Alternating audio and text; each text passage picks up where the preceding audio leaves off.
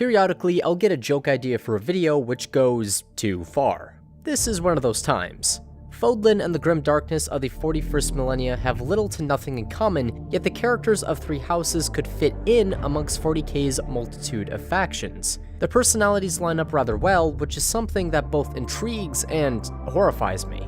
Bearing that in mind, I've thought about this subject far more than I probably should have, so now you all must suffer alongside me.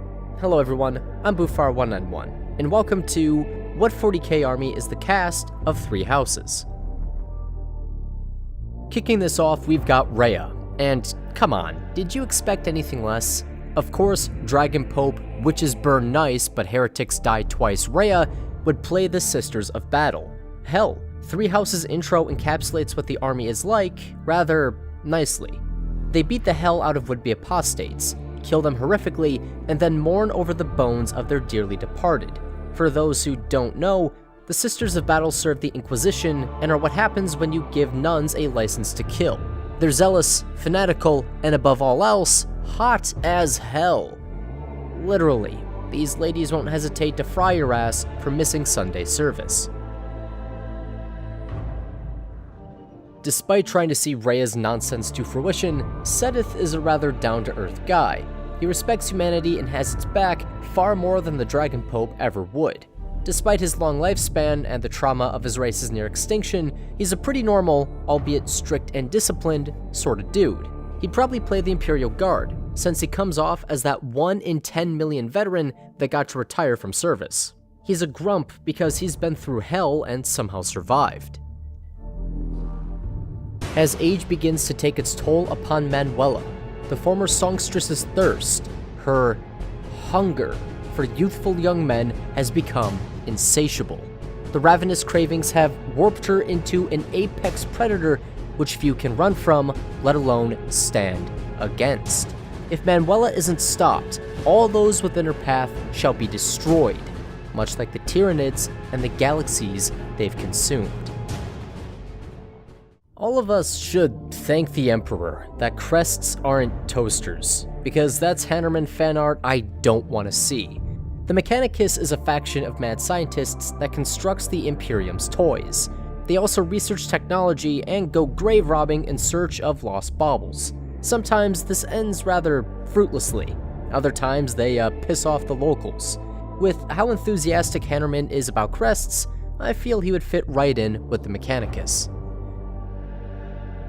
The Grey Knights are a band of space marines that serve the Inquisition. They face down the threats almost no one else in the Imperium can, and will butcher anyone that comes across them, friend or foe alike. They're zealous nuts that will exterminate an entire planet at the drop of a hat, and have no qualms wholesale slaughtering the Imperium's forces if they deem it necessary.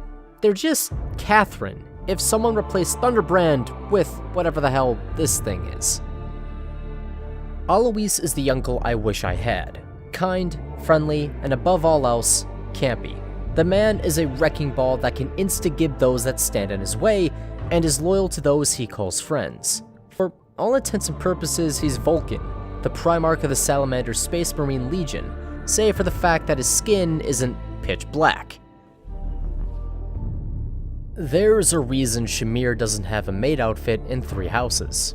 She doesn't serve the player serves her. You just know this woman has several whips hidden in storage and is waiting for an excuse to use them. Shamir is the tamest Dark Eldar to ever exist, and for that I am very, very thankful. Let's be real, Cyril doesn't have a will of his own, let alone a fully functional brain. If Rhea wanted to wipe out all life on Fodlan, he'd be right there with her because he's less a man and more a zealous tool. Cyril is a means to an end as opposed to being an actual agent of a higher power. Therefore, he's little better than a Genestealer cultist. Jesus Christ, it was far meaner than I think I intended to be. Sorry, Cyril. Do you honestly believe Sedith will let Flame play 40k after they both witnessed the near extinction of their race? After also trying, and failing, to bring their god back to life via a throne built of lost technology. The pair's life is already grimdark. Though Sedith partakes, he would not allow his daughter to. she'd just watch and cheer, possibly paint when allowed. To say Gilbert has a lot of baggage would be an understatement of colossal proportion. A mistake made in his past has resulted in a level of self-loathing and hatred only one army can truly match: the Dark Angels. With several among their number falling to chaos some time ago, and the Legion's overall inability to protect their Primarch, the Dark Angels are on a mission to seek atonement for their perceived crimes and failures. Much like Gilbert, the Legion's higher-ups, or chapter in the 41st Millennia's case, they're completely compliant, I swear, are pricks to their family. They're battle brothers. However, unlike Gilbert, the Dark Angels have a pretty big reason for being that way. If anyone found out about those that fell to chaos, the Legion and its successors would be wiped out in their entirety. The Dark Angels don't want to get genocided, which is fair, whereas Gilbert is just a shit father and a coward. Geralt is an honorable knight who drinks heavily, a mercenary that has roamed Fodlan in search of battle for at least 2 decades. His lifestyle is very similar, at least in part, to that of the Space Wolves, a legion of Space Marines one could easily confuse for Viking furries. It's not an inspired choice, sure, but Geralt isn't an inspired character. He doesn't do enough to matter, and has expendable written on his forehead. Being a Blood Angel is suffering. This Legion of Astartes began as the dregs of society and became one of the Imperium's greatest bulwarks with aid of their Primarch, Sanguinius, a man so pure, so righteous, that he was basically Space Jesus. Naturally, because this is 40k and nothing good lasts forever, Sanguinius was murdered, prompting his legion, his sons, to develop a mutation that made them really, absurdly, fuck-ass mad. They also have the chance of developing a craving for blood because, of course they do. Though Dimitri isn't literally thirsty for Edelgard, this legion's history lines up with the prince's to a rather uncomfortable degree. Conrad Kurz is what happens when you cross Batman with a 360-degree edged blade and place him in a grimdark setting. He's also the Primarch of the Chaos Space Marine Legion known as the Night Lords, mini edgy Batmen that serve the forces of Superhell. They are Edge incarnate, and represent Felix's ultimate fate if he doesn't get his end wet. Dedue would play as the Emperor's Guards, the Space Marines on roids known as the Adeptus Custodes, since there is no one in all of Three Houses that could be a better fit for. Sorry, Dedue. Looks like you're Death Watch instead. If there's one thing the internet has taught me, it's that Sylvain is an awful, lustful boyo. He leads women on and breaks their hearts for reasons which are completely understandable. However, said reasons do not prevent him from being what he is: a thought. In fact, it is those very reasons, the pleasure he gets from toying with those that would possibly exploit him, that makes him the perfect individual to play the demons of Slaanesh, the chaos god of pleasure, excess, and decadence. I'ma be real with y'all. Ashe is boring. He's a good boy who does no wrong, that wears blue, and has grand ideas of honor. When compared to everyone else, he's inoffensive, but lacks presence and is kinda forgettable. Despite how often the plot tries to make me care, I just can't bring myself to. He's an Ultramarine, a Smurf. Outside of being the only thing Gilbert left her, Annette would play the Dark Angels because she, much like the Battle Brothers of the chapter, has some, pretty big daddy abandonment issues.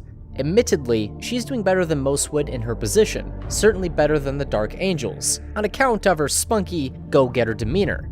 She isn't angrily lashing out against the world, nor doing copious amounts of drugs. Instead, Annette is clumsily stumbling across the monastery, and killing all those who would stand in her way, like any good-natured teen girl would. Mercedes is a pure, pious girl that will beat you in the face when left to her own devices. She's a killer that may lack gunpowder or a guillotine, but she's guaranteed to blow your mind. She's a silent sister, full stop, which is great because I detest the sound of her English voice. Discord's gonna murder me for that one.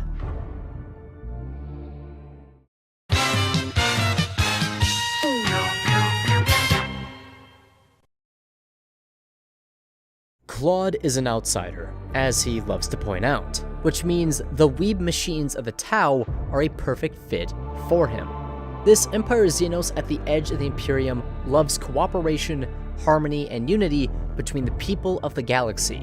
They want to build bridges, put an end to prejudice, and forcefully bind all living things to their will, sterilizing and wiping out all those that resist. The faction is just as crazy as everyone else, but doesn't have the common courtesy to make it apparent. They also love to outrange and outmaneuver their enemies, kite them to death, making the Tau about as appealing to deal with as ball cancer. Ignatz doesn't play, he just meticulously paints models. In fact, because he's a merchant's son, he'd just charge others to paint theirs. They take forever to get done, weeks for a single figure, but they would be immaculate. Not really much else to say. Ignatz isn't a bad character, just a bit one note. For some reason, every time I play, I call him Egg Nuts. Sometimes Big Nuts. I just wanted to share that. Vulcan, step away from the frog. Treating me like a child. I would like to pet this creature. Don't do that. It would be but a single poop on its noggin. Do not boop that merry suicide bomber. I want to poop the snoot. Stop wanting. But Stop! must. Vulcan! But poop. No booping!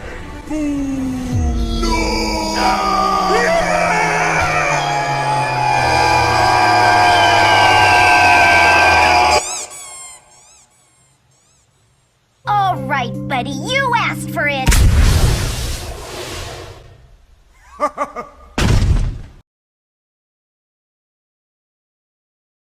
Hilda hits like a truck and is lazy as fuck. She'd play Deathguard, the Chaos Space Marines of Nurgle, the god of pestilence and death, because they are her to a T. However, instead of blinding amounts of pink assailing my eyes, it's grotesque tentacles, rust, and rot. An upgrade, really.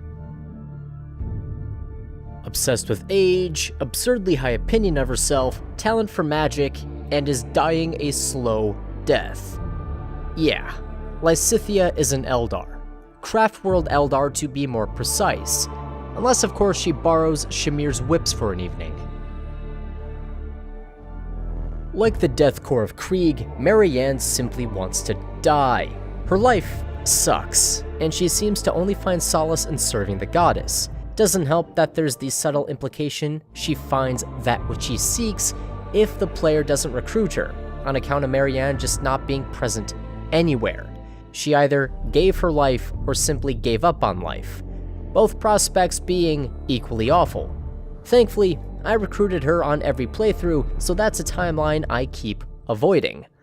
On a more positive note though, the Death Corps tends to employ horses, so Marianne can have Dorte in her army, which I find delightful.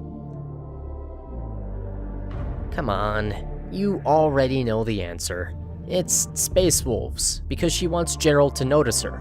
It's lame, a bit predictable, but so is Leonie. I really can't believe Ginger Casca is as dull as she is. You were so close to perfection.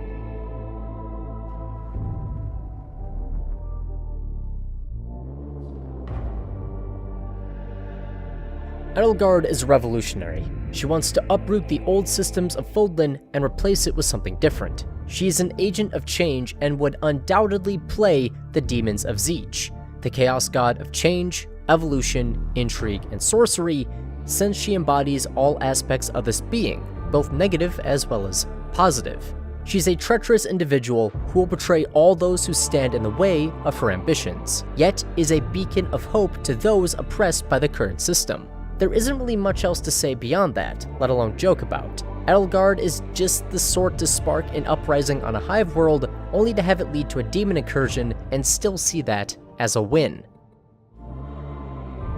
Branching off of Edelgard, Hubert would play the Thousand Sons, a legion of Chaos Space Marines aligned with Tzeentch, who are all powerful psychers, the mages of 40k. They're all a bunch of merciless, grumpy assholes who've been constantly dicked over by life. To, put things lightly, the Thousand Sons may lack Hubert's loyalty, sure, and are massive heretical traitors. However, they have one truly redeeming feature which Edelgard's servant cannot cling to. They aren't simps. Do you know why Caspar's armor post-time skip is red? It isn't to represent the Empire, his homeland, but to make him go faster. He likes to hit things with his axe. He likes to fight people with his fists. He's a simple man who likes the simple things in life. He's wholesome in a boneheaded sort of way. Caspar would play orcs and everyone would love him for it. He'd probably lose all the goddamn time, but his green boys would have personality. And they'd probably be brought to life, literally, once Caspar's Wa field reached critical mass. Dorothea is a thought with a heart of gold, but a thought all the same. Ordinarily, this would put her in league with Slaanesh, the chaos god of pleasure, excess, and decadence, on account of her trying to snag the perfect husband with her feminine charms. However, there's a hiccup to this. Dorothea is a diva, an entertainer, a musician. The opera was something the woman took great pride and pleasure in. Therefore, it only makes sense she plays the Emperor's children. After all, they serve Slaanesh and employ noise marines. The living enigma, the sheer embodiment of honor that graces us with his presence, does not partake in the 41st millennium's grim darkness. He has no master to tempt him into depravity, no cause to justify horrific slaughter, nor army to see it through. This immortal legend has but a singular aim, to save humanity from its perilous fate. For you see, this whole time, the God Emperor of mankind was in fact not the God Emperor, but someone, far more impressive. He was Ferdinand von Eyre. Petra is a harlequin. Just look at her. Slap some clown makeup on and she'd fit right in with those that serve the laughing god. I mean, good lord. She already dresses rather flamboyantly and dances around the battlefield cutting throats. I'm at the point now where if Petra revealed that she was, in fact, an Eldar and Brigid was home to a band of Exodites, I'd buy it. She'd have to be purged, but I'd buy it. Bernadetta is a paranoid shut-in who wants to be left the hell alone. Yet, despite her best efforts, people keep kicking down her door and messing up her room. The girl's father was also a prick, and most of her incursions to the surface end in genocide. Bernadetta would play Necrons, because she herself is a Necron. Lindhart doesn't give the beginning of a shit, because doing so would be too much work. If he could, he'd eat, read, and sleep all day until his eventual death. He is a lazy lump who loves life as it is, and God bless him for it. If only we could all be so lucky. Bearing that in mind, this boyo would play the demons of Nurgle, the chaos god of pestilence and death. You see, Papa Nurgle loves you as you are, and doesn't want things to change. He likes order, as odd as that sounds, and is more than content with sitting back and letting the days tick on by. Lindhart and Nurgle are a perfect fit. So perfect, in fact, I'm of the belief Lindhart would double down on laziness and leave his army unpainted. To wrap this up, Anna and Sothis both would probably be the owners of the game store everybody is playing at. But yeah, I do believe that is everyone, at least everyone of worth. So with that said, I've been Bufar191. I'll see all you guys next time, and oh, Byleth. That's right. Byleth plays Alpha Legion, because, after all, he is Alfarius.